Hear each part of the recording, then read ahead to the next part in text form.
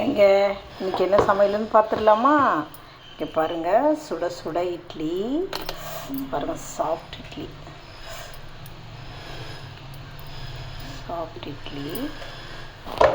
அப்புறம் கருவாட்டு குழம்பு,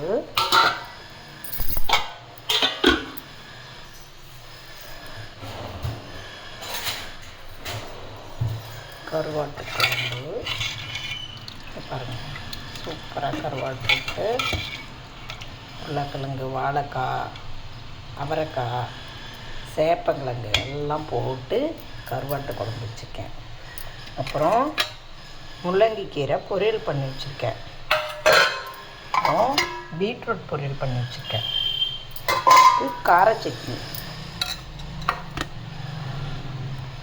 இதுதான் இன்றைக்கி சமையலுங்க.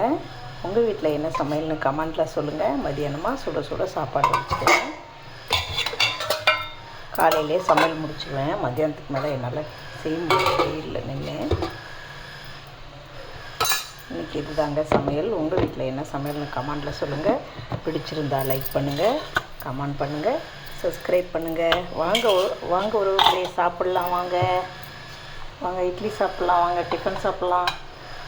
வாங்க.